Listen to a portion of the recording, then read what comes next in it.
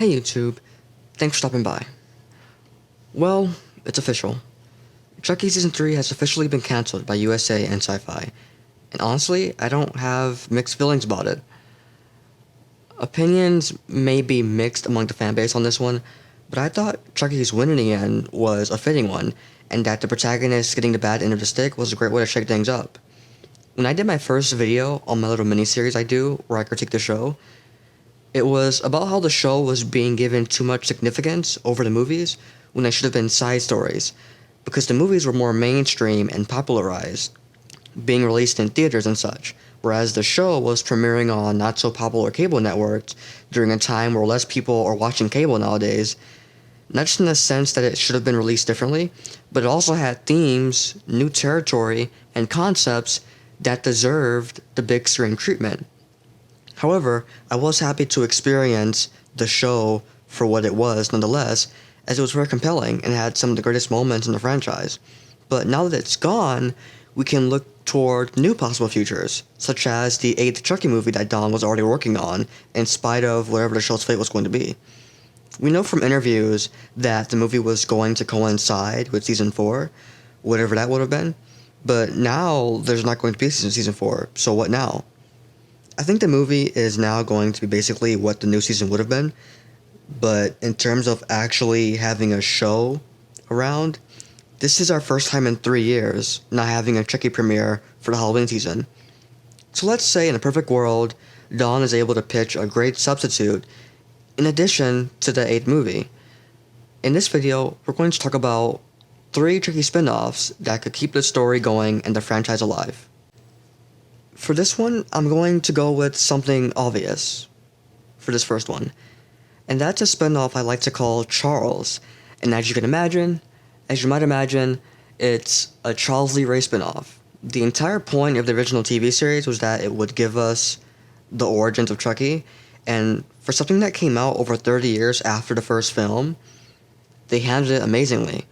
I enjoyed learning about Chucky's early life in addition to his family lore, but they did kind of stop it too early on. We got his early life as a serial killer in Season 1, the Dr. Mixter reveal in Season 2, and then nothing in Season 3. But they could have given us so much more than that. For example, we didn't get anything about his background with voodoo. Just that one scene where Tiffany asks him about the Voodoo for Dummies booklet and he calls it a hobby. What about a young John Bishop? And most of us already know that the creator doesn't like the voodoo elements, but that coincides with what Chucky is about more than simply being a serial killer, because that's the majority of horror icons. So there's a bit of wasted potential there, and a spin-off dedicated to Charles Lee Ray would be a great opportunity to explore it. They could even explain the name he made for himself as a Lakeshore Strangler. There was a scene where they got pretty meta by pondering the question, why was he called that? He usually wielded a knife. And they could tie that to voodoo. Perhaps he engaged in voodoo-style strangulations. With the way Season 1 and Season 3 introduced new uses of voodoo, such as Chucky's ability to conjure fire and spew water, plus what they did with Tiffany while she was on death row, I'm sure there's a lot of variety that would keep a show like this interesting to make up for Charles not being a doll at this point in time. And even that's something they could have in the background leading up to that point. This would also theoretically give us more Eddie Caputo, and even Detective Mike Norris. And of course, it would bring back young Tiffany if there's more to explore with that. Genuinely, there's a lot to play with here, and a very strong foundation is already set. On to the next one, which is, again, also predictable, but I'm sure everyone would love to witness a Tiffany spin-off, and I have no doubts in my mind that Jennifer Tilly would be up for it. I have a lot to say about this one. Usually when a studio tries to make a fan favorite the center of something, or give it its own thing, it doesn't work out very well. This is why Cars 2 wasn't very popular, and why Thor the Dark World is mainly liked among Loki fans. But in Tiffany's case, I think a spin-off would do just as good as it would for Charles, and there's 3 main reasons why. 1, there's countless things we don't know about Tiffany that has been hinted at. It's almost like the writers were setting up for a spin-off that never happened. There's her mother that she always looked up to. Her criminal record, she mentions having a mugshot in a local paper, which implies she wasn't just speeding. And also her sister that was deemed a curse in comparison to her. We already have so much story to tell with Tiffany, so she wouldn't be burdened with being a fan favorite, having to start from scratch to be interesting. There's already so many interesting things to pull from. Two, we've gotten more Tiffany cosplaying as Jennifer Tilly than we've gotten Tiffany. Once she became this wannabe celebrity who got her wish, it's like that's all she is. Most of the Tiffany we've gotten is her in the midst of this story where she has to keep up with this facade that she's a real life celebrity. And after a while, I think that went kind of stale. For me at least, because I want Tiffany more than I want Jennifer Tiffany. Curse of Chucky's Tiffany felt like Tiffany. Even Cult of Chucky's Tiffany felt like Tiffany.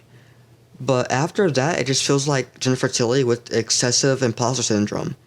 So a spin-off where Tiffany is actually like the one we got in the show's flashbacks, growing into the one we got in Bride, would be a huge breath of fresh air. 3, they ruined Tiffany's tone and palette. The thing that I love most about Bride of Chucky is that it's the only time Tiffany was truly herself. Where's the goth Tiffany, who took a lot of pride in being her weird self? They don't give us much about her lifestyle since becoming Jennifer Tilly in the 2 movies that followed, but since the show premiered, she's been living a fantasy like some Barbie. Her relationship with Chucky is one of the only things we get that brings her back to her roots, and even then it feels off. It doesn't have that same taste, and maybe that could be an acting issue. But what I do know for certain is that it would be much better if we got back the Tiffany we were introduced to. And there's no better way to explore that than with a spinoff. If you haven't noticed, I've been saving the best for last, as now I'd like to introduce the concept of an Alice spinoff. For those of you who don't know, Alice was originally supposed to be killed by Chucky and Curse, but Universal wouldn't stand for it. So that's why Chucky possessed her instead. And then we learn in Cult that she dies off screen while Chucky was using her to commit murders. Because while unsuspecting at first, little girls do get hurt. This would be absolutely perfect for a number of reasons. We're still relatively new to Chucky actually having success and possessing others. Most of the time, we've just been getting him trying and failing, and then the first time he possessed someone, it went nowhere and they died off screen. And then Chucky possessing Nika remained a side plot that finally wrapped at the end of Season 2, and I think that went well. Nika's brutally unfair and unfinished story aside, I am at least glad she isn't still dealing with Chucky sharing her vessel with her. But you know what I would love? A story of someone possessed by Chucky as the main plot. Think of Orphan, but instead of it being an older woman pretending to be a little girl, it's an old man possessing that girl. And here's what makes it even better. Instead of that girl having to convince her parents that she's normal, or that she's their long-lost missing daughter, or anything of that nature, the legal guardian would be fully in on it. Why? Because that would be Tiffany. This is where it gets a little bit confusing, so bear with me. And perhaps let me know in the comment section what you think it should be. But it was to my understanding in Cult of Chucky that Tiffany Valentine adopted Alice and not Jennifer Tilly. When Tiffany visits Nika at Harrogate, she uses her real identity and claims that she was Alice's foster mother. But again, it's confusing because in the TV series, Jennifer Tilly is investigated regarding the whereabouts of Nika, who is missing from Harrogate at this point, because they claim to know that she visited Nika, not Tiffany. So who visited Nika? Tiffany Valentine or Jennifer Tilly? Well, we see on screen in Cult that it was clearly Tiffany using Jennifer Tilly's body to disguise herself as herself, if that makes sense. Basically what I'm saying is she was trying to be Tiffany Valentine. But what we get in the TV show seems to be some sort of retcon. And I don't know why. I was unable to confirm this, but I've heard that Dawn's original intention was for that to be Jennifer. But due to any references to Sea of Chucky being an issue at Universal, he had to switch it up a bit. And we do know for a fact that this is true for Glenn and Glinda. They had a reference that was removed from that film for the exact same reason. So I don't have much doubts about that. We all know how consistent this franchise is with the plot holes, retcons, inconsistencies, and all that. So let's just assume Tiffany just used her real identity socially, such as in the presence of Nika and Dr. Foley, but empirically somehow made the visit as Jennifer Tilly, such as with her ID and sign-in documents. Plus, there's never any mention of Jennifer having custody of anyone other than Glenn and Glinda. And if she did, they would know because they were investigating her. And eventually discovered that Jennifer is actually Tiffany.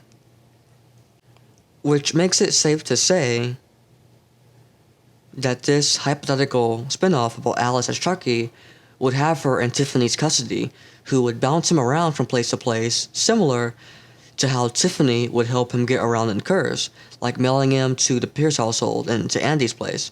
I also imagine that this would be secluded from wherever Tiffany usually resides, because as far as we're aware, Tiffany has been raising the twins in the meantime, so perhaps this could be one of her biggest kept secrets. I had to do a lot of lore explaining there, so let's recap what would be so good about this. 1, it would be centered around Chucky's first successful possession, with an innocent little girl as his cover. 2, we would get more Jennifer Tilly as Tiffany, using her OG identity as of Tiffany Valentine. 3, she could also work closely or at a distance with Chucky, helping him reach more targets on this hit list. And I want to elaborate on this for a moment, because it's not that simple, and just thinking about it is so exciting. This is why I saved this for last. You see, when Chucky's cover is that he's a doll, all he has to do is exist until a kid comes along, and that's a wrap. The doll shows up in the mail, no one questions it, and Chucky does the rest by winning the kid over. But as a little girl, he can't just show up in the mail. And however he does show up, there has to be a reason why that little girl is there. Which is, again, where Tiffany might come in to play as the mother. This would give us the social, potentially psychological aspect required in order to successfully manipulate communities into allowing Alice to be placed there successfully in certain spaces in order for Chucky to get to whoever it is he's after and kill them. Ultimately, this would only work for so long, as eventually people would catch on. And as we know, Alice eventually dies, but this would be quite the roller coaster ride while it lasts if done right. And it could easily last about as many seasons as the gap between Curse and Cult. Let's continue. Number 4, similar to how we were introduced to Sarah and Nika because they were on Chucky's list and he was there for revenge, this would give us more of a reason to explore Charles's roots, not only in flashbacks but in present tense. And that's where I feel like Cult of Chucky missed the mark. I feel like there should have been more deep diving like what we got in Curse. But instead they focused on all these new characters that went nowhere pretty much. So again, it all ties back to Curse being the formula they should have went with. Which brings us to 5. If there's ever been a chance to bring the franchise back to its original theme, it's this one. They did a lot of theme hopping in the TV series. From serious for the most part, to not very serious at all, to kind of serious again, but still funny and campy at the same time. Like a hybrid of Cult and Bride. When everyone's saying it needs to be back to what it was originally. And that's what made Curse work so well. So rather than taking inspiration from the original trilogy, or Bride and Seed, I think this spin-off should have Curse of Chucky written all over it. Not Curse and Cult, just Curse. And if Dawn can pull that off, then this could be one of the best things to ever come of Chucky. And those are my pitches for 3 Chucky spin-offs in lieu of the TV series. It was fun while it lasted and I look forward to the movie, but let's see this as an opportunity to be inventive. Dawn, I'm looking at you. Let's set up a meeting and I will help you prepare a pitch for all 3 of these ideas and we'll present it to Universal together. As for you all, what do you think of my ideas? What do you think the movie should be about? What's a spin-off you'd like to see? I look forward to reading all your comments. And that's all for now. Until next time, goodbye.